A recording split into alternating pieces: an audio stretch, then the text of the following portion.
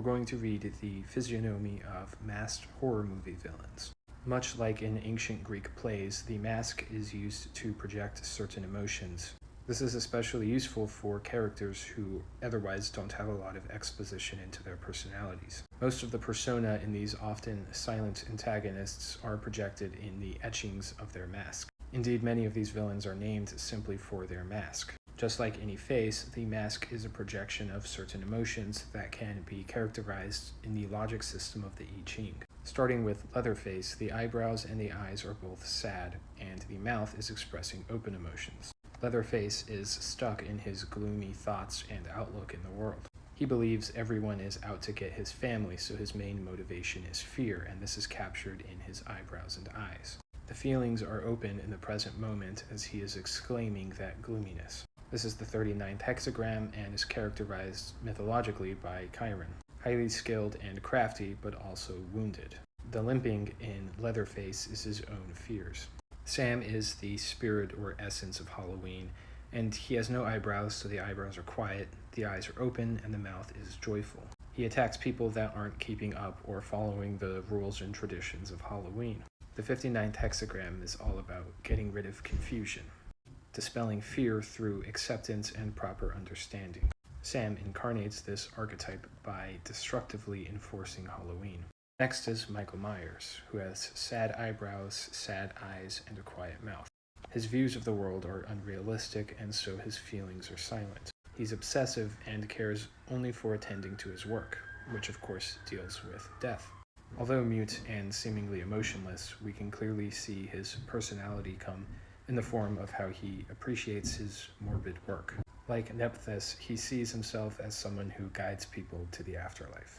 Next is Babyface, whose eyebrows are quiet, eyes are joyful, and the mouth is joyful. This is the 6th hexagram. This emotional type characterizes seeing and feeling how they want with no outside influence or thoughts that can change it. This is a good projection for the movie since the villain is doing the same thing repetitiously. So it characterizes someone who is taking joy in maintaining their own position.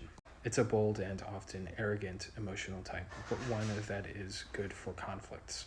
Next is Jason Voorhees, whose quiet eyebrows, open eyes, and quiet mouth give him the 61st hexagram, also characterized by Zeus. The thoughts and feelings are hidden, but the world around is admired. It's his inner being coming into accord with outer circumstances, in his case, vengeance.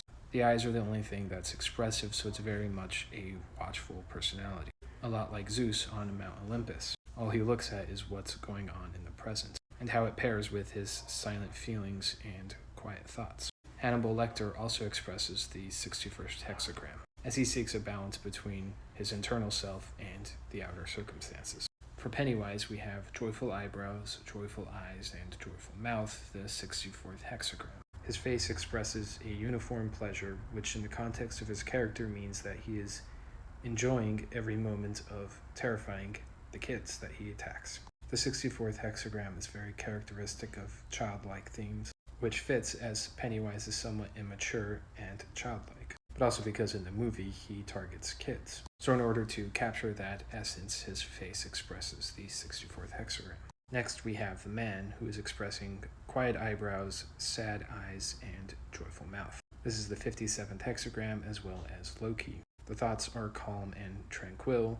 The desires, although unrealistic, do not affect the pleasant feelings. He enjoys the kind of cat and mouse games with his victims. The face of someone who is subtly influencing events. Obviously, in his case, it's for setting up his victims. Next is Leslie Vernon, who is quiet eyebrows, sad eyes, and a sad mouth. This is the emotional type of family, of hearth, of community.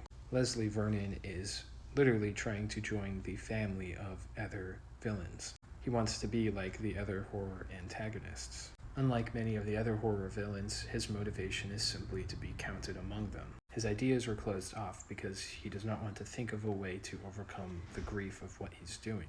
Next is Chucky, joyful eyebrows, open eyes, and joyful mouth. This is the 4th hexagram, enveloping, and the god Ares. It's often immature, and they see only what they want, only what they're after. In the case of Chucky, this emotional type is one in which is going to enjoy attacking people. purely destructive and chaotic and enjoying it. Finally, the last villain is Ghostface. Quiet eyebrows, sad eyes, and open mouth, the 53rd hexagram. Mythologically, we have Deimos and Phobos, who personify dread and fear. Ghostface's emotional type is simply trying to inspire fear and terror for no other reason. Infiltrating is a gradual and steady penetration, extending its influence by degrees, like fear that slowly spreads. So that is what his mask characterizes. Skull Mask also characterizes the 53rd hexagram. Many of the villains didn't have eyebrows. This suggests that they aren't thinking. But what it really shows you is that you don't know what they're thinking. In many cases, it's more terrifying if you don't know what's behind the thoughts of someone who's attacking you. However, in the cases of someone like Chucky or Pennywise, it can be scarier if those thoughts are joyful in what they're going to be doing to you. And for Leatherface, who had sad eyebrows, it can really give off a sense of dread and gloominess. The projected persona can make or break a horror movie antagonist. Their expressions are often set to one emotion because of their mask. Knowing the emotional caricature that they are projecting can make a huge difference into the fear and terror that that villain instills. We could even say that a big part of the reason why some of these horror movie characters are so iconic and memorable is because they did so well at projecting the right emotion for the kind of movie and the kind of character that they're supposed to be.